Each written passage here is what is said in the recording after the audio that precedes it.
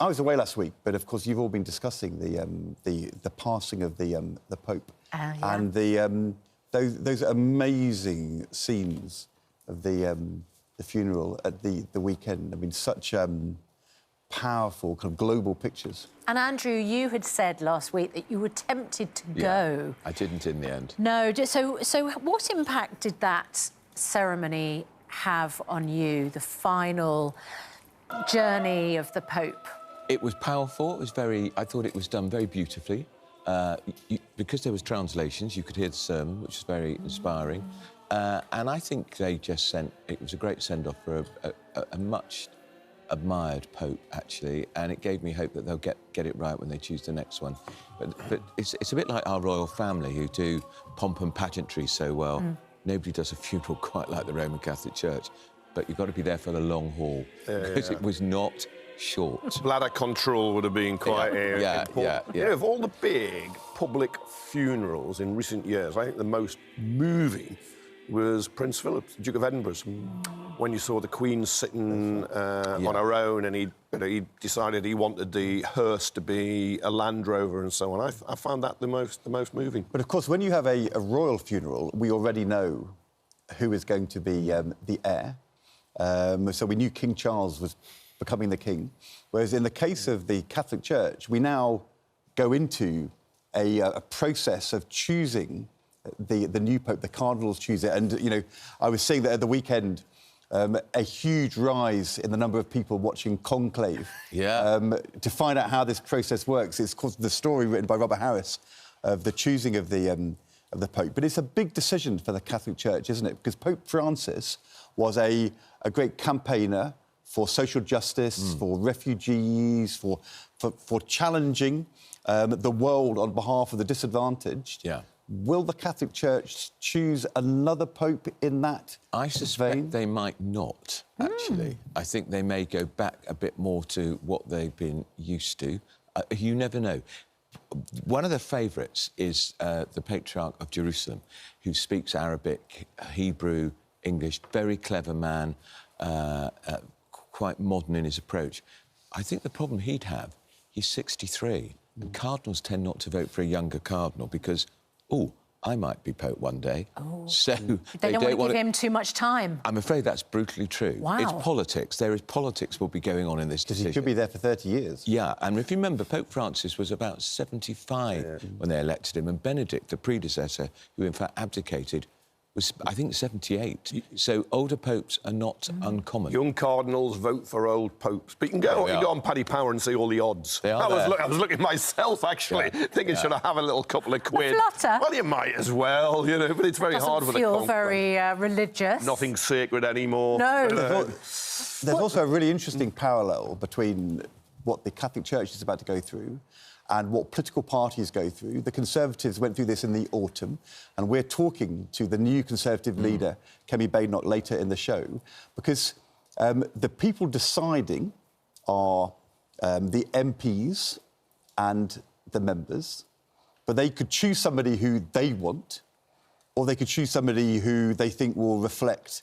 the views of their voters, or in the case of the Catholic Church, their congregation, or they could choose the person who they think will be the most likely to appeal to people who weren't previously Conservative voters, to reach out. And that is a set of choices that every political party has when they choose a leader, and the Catholic Church has as well. Do you choose the person who's most like us, or do you choose the person who's most likely to win new people to your cause? They should choose the candidate who's going to be the Pope, who's going to most closely reflect the work that Jesus would have wanted done on this planet, to help the poor. At that point, my parallel with politics rather falls apart. It does. But there will be popes there, cardinals, who want their version of Catholicism reflected in the candidate they choose. There are factions. There are different views, views of purpose, of values, of church. And we saw lots of one-to-one meetings with politicians at the Pope's funeral. We saw, for instance, the President of the United States locked in conversation with Zelensky from Ukraine.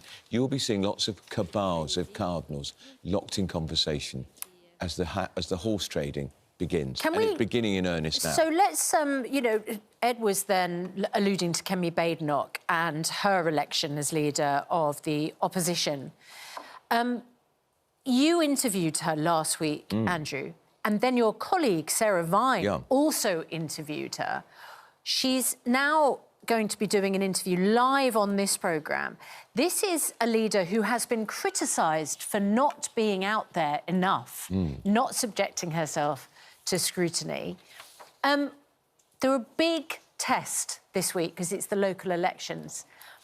In your view, how is Kemi Badenoch doing as leader of the Conservatives in the face of the surge of reform? Well, it's, as Ed would tell you, probably the most difficult job in politics is to be leader of the opposition, particularly when you've only got 120 other MPs with you and the government benches are filled with more than 400. Especially when you've just lost an election after being in power for a long 14 years.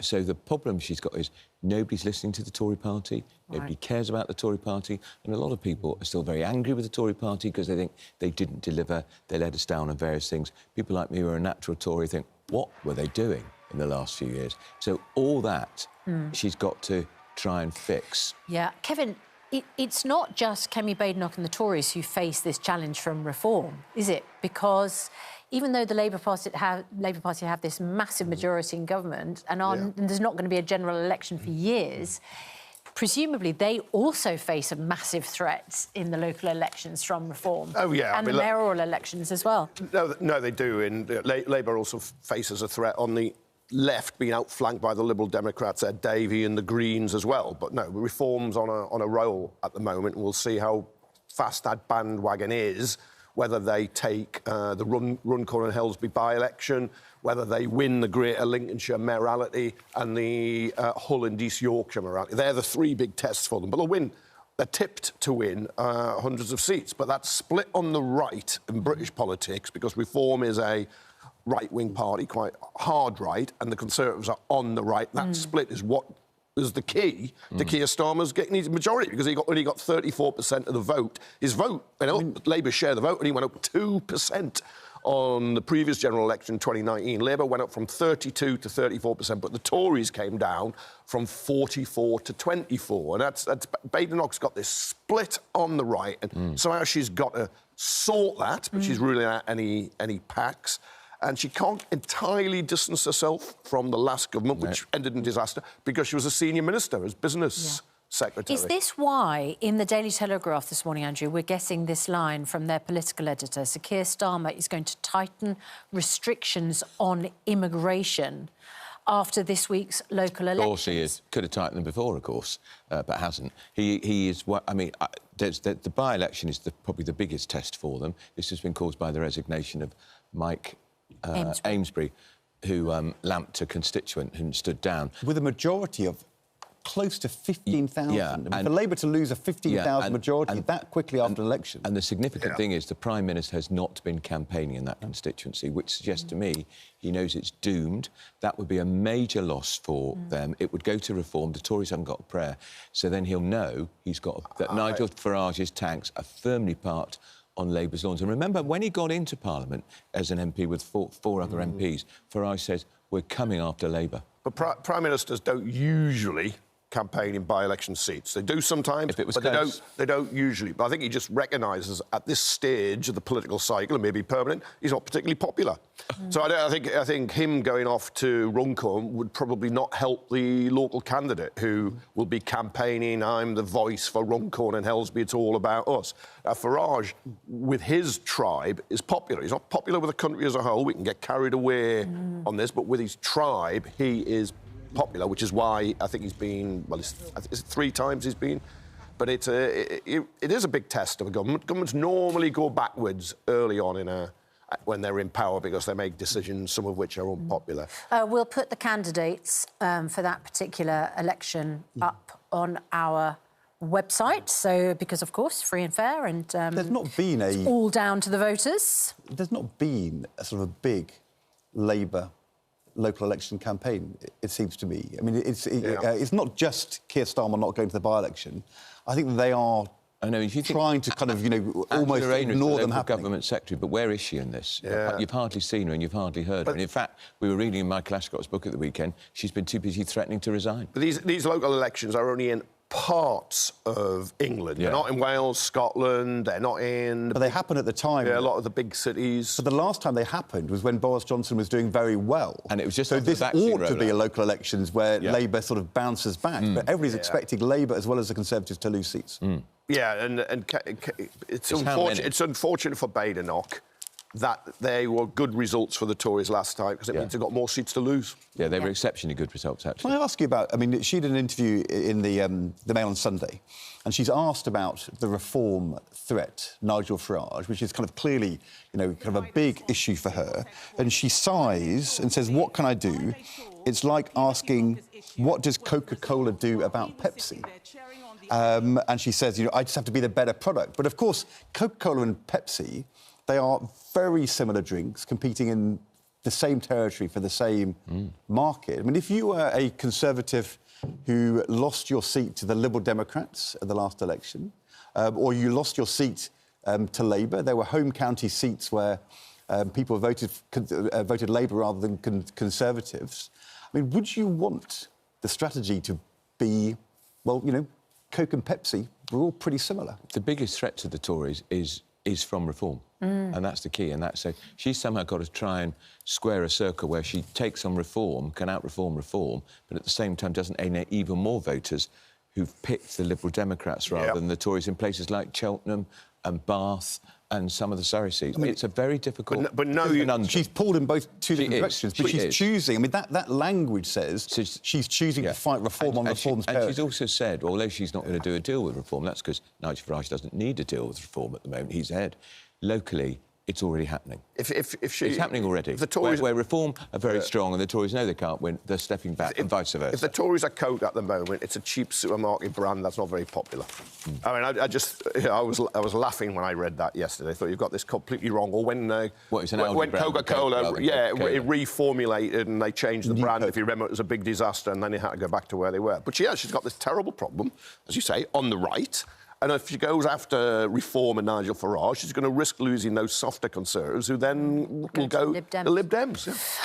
Right. What sort of an issue does the Labour government have with the unions, where the Times has been told that the independent pay review body representing teachers and NHS workers is recommending pay rises much higher than that the government has budgeted for? Now, when the Labour government came into power, they struck a deal, didn't they, over NHS pay for some workers, which was seen, you know, as one of the things that they trumpeted as one of their first successes to call off strikes. Now they face strikes again. Is this likely to happen, do you think, Kevin? They were the pay review body reports they inherited from the Conservatives. They'd been gathering dust and they implemented them. And I think it was 4.5%, 5% around the time. Yeah. If you set up an independent... Train drivers got 15% over 3 years. Over 3 years, which is below inflation, because inflation was more than 11.1% in one of those years. And the train dispute was really about terms and conditions and how you work. But they're stuck, because if you have an independent system, you say it's an independent system, both sides give all their evidence, and then the experts decide what you're worth. They do issues like recruitment, retention, motivating, and they come up with a figure. It is very hard for a government to go back on those figures. Average wages at the moment are nearly at 5.9 in the private sector. The truth is, Kevin, I mean... So they're below... inflation if the government was planning on 2.8%... It's not big increases. If the government was planning on 2.8%, they were never going to get 2.8%. No. The pay review bodies were always... given inflation is still above target, the pay review bodies were always going to come in between 3, 4, could have been slightly higher. These seem to me to be very reasonable recommendations for the independent pay review. But not ones that the government has budgeted for. Well, I know, but I think that's because they budgeted very tight. And inflation is going to go up this summer. Yeah. It's going to go higher, because of energy costs and other factors. Tariffs from Donald Trump. But if you... So we've already seen the National Education Union, the biggest teachers' union, is already limbering up potentially for strike action, which would be a disaster for a Labour government. The issue is not going to be strikes. The issue is going to be that individual departments are told you've got to pay 4%, but we're only giving you 2.8%, and that is it's a bigger squeeze on the services. If a school is given 2.8% to pay, and then it's told you're going to have to pay close on 4%, well, where's the other 1% or so going to come from? It's going to come from existing budgets. So is there going to be fewer books? So you're going to have fewer staff? Or you're going to have to cut back on maintenance? So you're not going to be buying new equipment? And same across the NHS. But the teachers and the NHS staff are worth those increases. When you look at what's happening, they're below what's happening in average wages, and inflation is going to go 3.2%, I think, is the forecast of averaging next year. So you're not going to get a big increase in your standard of living. You're really basically going to be treading water. Yeah, and if these pay rises are not honoured, the issue is, do NHS staff go on strike? Do teachers go on strike? We know that when NHS staff go on strike, waiting lists go up. Yeah, I've covered the world of pay negotiations for decades, and you get more threats of strikes than you ever get strikes. But there were strikes towards the end of the Conservative period, and it was in response, really, because inflation went up to 11.1%. It's 2.6 now. People's standards of living were going backwards, so, of course, they wanted to stand up for themselves and try and improve their position. Politically, they are a threat. Catastrophic for a Labour government to have strikes in the NHS. A Labour government that came in, they're going to fix the NHS on the side of the doctors, on the side of the nurses. It would be so much more politically difficult for a Labour government. And of course, they won't reject these pay review bodies. No, they'll pay them. But if you're have to find money, the chance to find the money somewhere else, which means more borrowing or higher taxes. But if you're a union negotiator for these groups of workers, you will know you've got some punch. But if you've bought into the peer review system and you expect the government to honour those awards, then aren't you really in a position that you should then accept them because you've bought into the system? So, Kevin, if you're not in the system, it's different. So but if you're in the system, where will the money come from then in order to pay this increase to those workers? Because there's no doubt they deserve them. Yeah. And the government will probably agree to that. But they've already made a cut, obviously, to pensioners with the winter fuel allowance. They've made a cut to those with disabilities and benefits. Are they going to increase the amount they borrow? Is that what Rachel Reeves will do? Or is she going to contemplate another tax rise? I think what she'll do is she'll sweat the budgets in those departments. And so just cuts. So, yeah, you'll squeeze the budget, and so something else will have to give. Maybe a school somewhere won't get a new roof. Maybe hospital equipment will be slower. I just can't see her increasing those departmental budgets, either borrowing, as you say, or... But the Labour government is also behind better public services and investing in public services. So if people at the next election believe that their public services have suffered under a Labour government, that comes back to bite them. And, in fact, in local elections as well. Yeah, absolutely right. But maybe you slow the rate of improvement. Well, she will think... Which is what... But you look at the NHS, it's getting better. She could waiting lists have fallen for 6 successive months. It's still incredibly high. They could save £22 billion by abandoning this nonsense carbon capture scheme. An untried and untested technology. Get rid of it. £22 billion.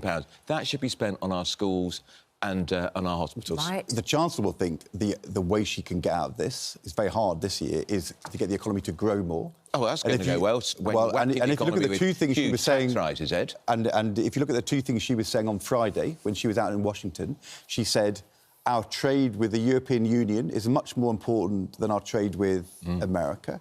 What does that suggest about their attitudes to Europe? She said that she wants a new youth workers scheme for young people to come and work here. The Treasury will be thinking more people coming into our country means more people working, means more growth in the economy, more tax revenue, rather in contradiction to the front page of the Daily Telegraph that Susanna was reading out a moment ago.